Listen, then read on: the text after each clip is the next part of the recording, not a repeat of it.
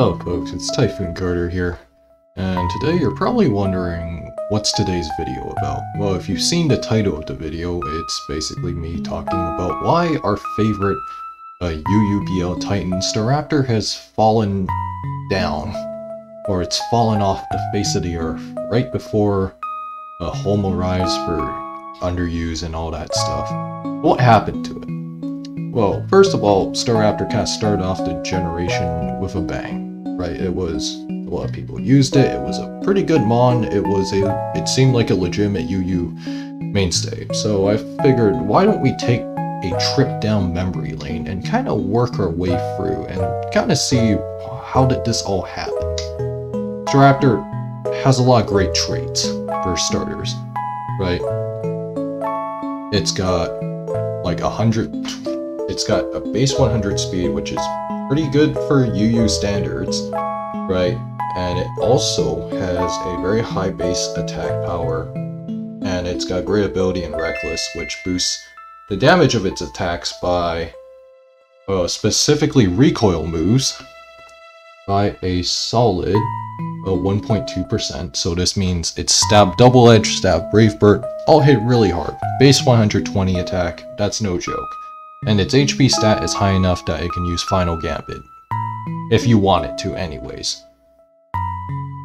And from the beginning, from Alpha, this was a time when Underuse, I'm just gonna have this game play in the background. Yeah, so from this time, Underuse basically was plagued by Espathra and Hydreigon kind of running around. For example, in this game, you see that my opponent completely overloaded on their Espathra matchup. Like, you have Tinkaton, you have Grafaiai mainly, and then you still have like stuff like Talonflame as a defensive backbone. It's that kind of generic balance that was kind of a staple during Gen 9 UU's alpha phase. Right, pretty iconic structure. And then you have the Gengar as a filler, and Talonflame, who annoys everyone with Flame Body and Will-O-Wisp, that kind of thing, right? And these team structures were very vulnerable to Staraptor. Because if you look at my opponent's team here, Tinkaton gets 2 KO by a Terraflying. Staraptor, if it comes in. Gengar, if it's not a Choice Scarf, gets completely mauled, and Talonflame just can't switch in. Basically, there's no actual switch-ins. Even if Grafaiai, like, annoying it with Prankster Parting Shot, like, it's just not doing a whole lot, more or less.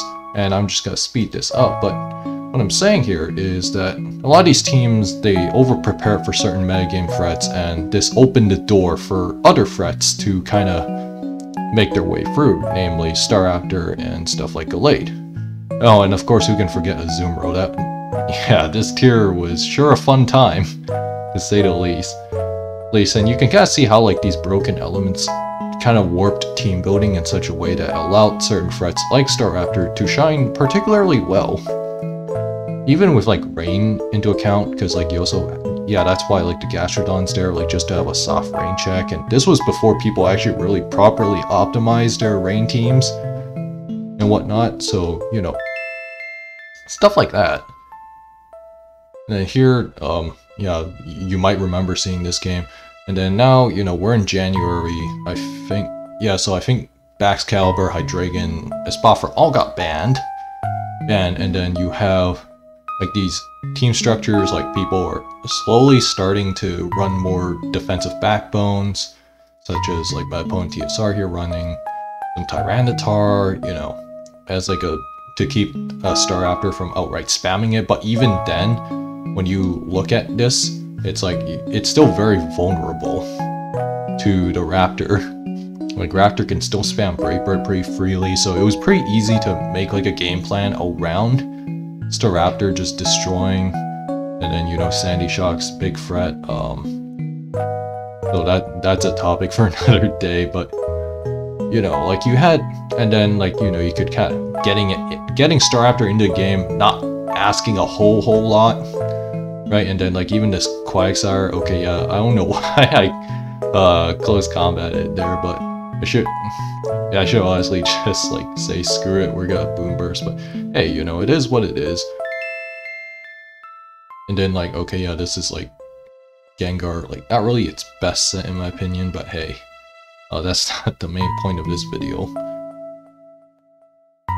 Right, and like you see, like a lot of these teams, like they're starting to run more defensive backbone. Like you have to work a little bit harder to get those Staraptor endgames that you really want and whatnot. Also important element to note here is that Maushold was still not in the tier yet at the time.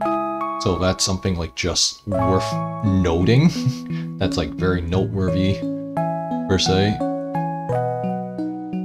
So like, you know, team building, it was still pretty feasible to get Raptor into game, get damage. See, like it claims a kill here, and then like here it does so much for its teammates. Like, okay, yeah, that crit was totally unnecessary, but yeah, and then it enables its teammates to clean up. It just does a lot of damage as a mid-game mon, and it can be used in the end game as I shown in my previous replay. Right, and like a lot of these team structures, they were just very Raptor weak. That's what I'm trying to go with here. Here in this game took place in January, like a little bit after those Baxcalibur days. I wish I had a replay save from that, but you know. Yada yada, and then skip, very cut and dry endgame, and yeah. And then now you get into February, and you know, this Psychic Terrain style team, this is another team style that was running around. This is a team structure that Staraptor has a particularly bad time against. And like, you know what I mean? Like, it's very, you know, you got your suicide leads, and then you look at the Psychic Terrain team structures, you see the Cloyster, you see, like if Psychic Terrain's up, you see Hawlucha completely outspeeds Staraptor, that's a major threat. And then Oricorio, it can like, it's usually invested in bulk to kind of take care of business, and then, like, yeah, like my opponent hadn't even gotten up, like, Psychic Terrain, but, like, this Sash Spam style offense are just, like, they're kind of a bad matchup for Staraptor, and here, the only reason I even win this game is because, like, I get my Terra reads right, and I live to fight another day. More or less, and then, you know, here, like, you see how, like, I have to basically sack the Staraptor, like, just get some major chip damage in, right, all that good stuff. And then, boom, like, I'm able to survive this endgame because I don't miss this Hurricane, and, you know, very cut and dry game, but still, it's still, like, these team structures, it makes it much harder for Staraptor to do what it's supposed to do. Like, it can still do its thing at the time. This game was in February. And then eventually you get to the start of UUPL, and then Maushold had just arrived in the tier during the same month, and then you look at these team structures that make it very hard for Staraptor to really thrive. This was February 20th, this was Vivalos Pride versus Feliver. I think this was either week 1 or week 2, I don't remember the exact week. Right, you look at a lot of these team structures, like people, Maushold, very dangerous mon. Maushold's presence, you could argue indirectly nerfs Staraptor, and you're probably wondering, well, what does that mean? Well, for starters, what's the most common form of counterplay for Maushold? I'll give you like a couple seconds. Pause the video, and then if you want to comment, go ahead. The answer is pretty simple. It's Rocky Helmet and Terra Ghost. Terra Ghost not really a big deal for Staraptor, but why is Rocky Helmet a big deal? Well, for Staraptor, remember how I said that its biggest thing has always been that it wears itself down too quickly. Well, the thing here with Staraptor is the fact that Rocky Helmet means that it already has accrued a lot of chip damage just through the recoil of, you know, Brave Bird and Double Edge, and then all of a sudden it's like you start taking a lot more, you take even more extra damage, and then at best it trades 1 for 1. And then the other notable thing here, you might see a Booster Energy Iron Jugulis here, and why is this relevant, you might wonder, and the answer is pretty simple. It's because Booster Energy is pretty bad for Staraptor, mainly because the two best abusers, Iron Jugulis and Sandy Shocks, just completely destroy Scarf Staraptor, so it drags down the viability of Staraptor as a whole, right? So like both of these team structures are completely awful for Staraptor to really work in for a variety of reasons. You can out-offense with Sandy Shocks plus Iron Jugglist. This was a very popular combo during UUPL, right? And then you got these defensive structures, which is very difficult for Staraptor to break through, partly because of other mons in the tier. So yeah, mouse hold is another factor why I would say Staraptor has kind of fallen out of favor over time. Right, like yeah, this is a very cut and dry game, and then you still see like the Sandy Shocks with the booster energy. Sure, it's a one-use thing, but when it gets in, it's like, oh, you gotta have a defensive backbone that can kind of force it out, that kind of thing. But like Staraptor usually only fits on offensive teams more often than not, maybe balance if you try hard enough. But yeah, regardless, my point is that like it is very difficult for these mons to really, for like Staraptor in general to just thrive, right? And here, like I think, yeah, Bellyburn holds out, very cut and dry game, and then obviously you have Talonflame here. Yeah, Flame Body, that's another common form of counterplay, but his Hippowdon most likely still had Rocky Helmet, and yeah, Bullet Seed was how Mousehole tried to play around it. But my point is that like teams start getting more defensive, right? And it's just not a great look for Staraptor. And then here's another game from Floss vs Highways. This is in March, and Scissor's arrival. That's kind of like the beginning of the end, right? If like Mousehole wasn't the beginning of the end, well, this certainly is, because you also had people running Tauros Fire, so like the Tauros Paldean forms with Intimidate. You start seeing Alomomola. You start seeing these much more fat, bulkier cores that people are starting to prefer, right? And again, like you just see how brutal it is for some of these teams to thrive. Really, and yeah, that was a totally wasted terror, but yeah, and then you have Scizor, which makes it really hard for Staraptor to work, and you start having to run more defensive answers to deal with it, such as Quagsire with a Terra and whatnot, although I don't think people are quite caught on yet. But like, yeah, no, that's like the big thing here, and you see like, yeah, very cut and dry. Yeah, Scizor, another big factor as to why Staraptor is more and more inviable, because this generation Scizor runs like more offensive sets, as I think I talked about in a previous video of mine, right? And like I'm just gonna go through these games, and then you start seeing like, yeah, a lot of these team structures are just completely awful for Staraptor, like in all seriousness. Because like you even have something like Palmot who can, in theory, like on Scarf's team, just Mach Punch you, and stuff like Donphan who has priority Ice Shard. Like I said, like just lots of team structures just naturally have a way to deal with Staraptor, partly due to other factors outside of Staraptor's control. And there's also the whole opportunity cost thing, where it just wears itself down far too quickly. And you also have Wolchan, who turns out to be like the worst thing known to man.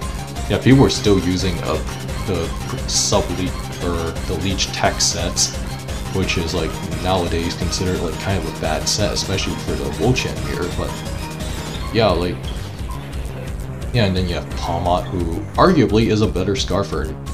But like even in this case, like, okay, yeah, it wasn't running Scarf, but it was running Life Orb. The point is that Raptor can't really switch in safely, right? And like you look at, yeah, but no, that's like the crazy thing about all this. And like, boom, boom, boom, boom. I'm just going to move on to another game, and then here you got like May now. I think this is when Psychic Terrain. Yeah, Psychic Terrain came back in May. You have Armarouge, which made Psychic Terrain teams viable again. Oh yeah, Armarouge did leave it. Yeah, and I mentioned previously how Psychic Terrain was kind of a bad matchup for Staraptor, and then you look at NHX's team. right? Like his team was more like defensive, and those defensive teams like Staraptor just struggle breaking through.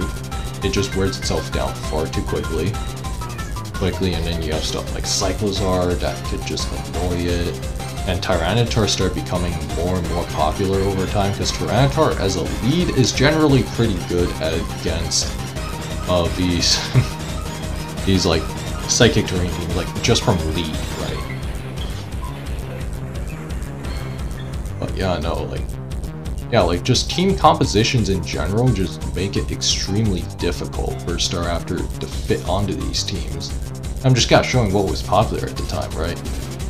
And then, like, obviously, we can forget that one time when Iron Leaves was in the meta, right? Like, yeah, all these are, and you have Parpar with like the booster energy offense, or booster energy spam HO, and like, you know, you got, yeah, like you got booster Jugulis, booster Leaves, booster Shocks, like all of these, like they all outspeed Raptor naturally, so Choice Scarf Raptor just becomes unviable as a result. And then you have, you also have Scizor too, who just completely ruins Staraptor's day. Right, like, you see what I'm saying? Like, the point I've been trying to say for however long I've been rambling is that, like, these team structures have just become so like, unforgiving for Staraptor that it's just hard to fit on, and then, like, base 100 speed is good, sure, but like it's just simply not fast enough for how frail it is, because if you want a frail Mon at the time, you would run something like Gengar or an Iron Jugulis, for example, or even Palmot, and then you also have stuff like Lycanroc, Dusk, who had like a small niche, like even with Scizor in the tier, because it turns out a Tough Claws makes it hit really hard. And being Diet Terrakion is good, but yeah, like, and then like you see a lot of Hippowdons, a lot of Wolchens. Like, yeah, Terra Wolchen was also another big one that could like stifle Staraptor and stuff. And Alomomola, yeah, Alomomola is also like probably a super big one, right? Right, and like, yeah, like Rocky Helmet, Booster Energy, and whatnot, like, I would say those are probably by far the biggest factors to why Staraptor's fallen. And with a homecoming soon in like a couple days, I just don't really see a world where Staraptor could really climb out of its RUBL status. And last but not least, like, you look at even the statistics kind of support why Staraptor's fallen. You look at the overall usage for UUPL, which I should have pulled up much sooner, but here we are. You look at a lot of these top Mons. Staraptor has trouble breaking through a decent chunk of these. You got Hippowdon, Talonflame, Wolchen. That was like the unholy defensive trinity for a bit. And even stuff like the Tauros forms were getting much more usage out of it because it was just a better fit on a lot of these teams. And then you have Staraptor all the way down at like 56 with only 3 uses in the entire tournament and a pretty spotty win rate. Although, yeah, it has as much usage as Florges, and I think Florges was something that was underexplored at the time, although that would eventually trend up. And Kilowattrell's viability was directly tied into Rain, and Rain was kind of unviable for a while since it was in the tier for a while. And stuff like Colossal would be a better like slot on some team archetypes. Right, and that's kind of the big thing with Raptor's unfortunate downfall, you could even say, just overall. With that being said though, you know, I'll see you guys next time.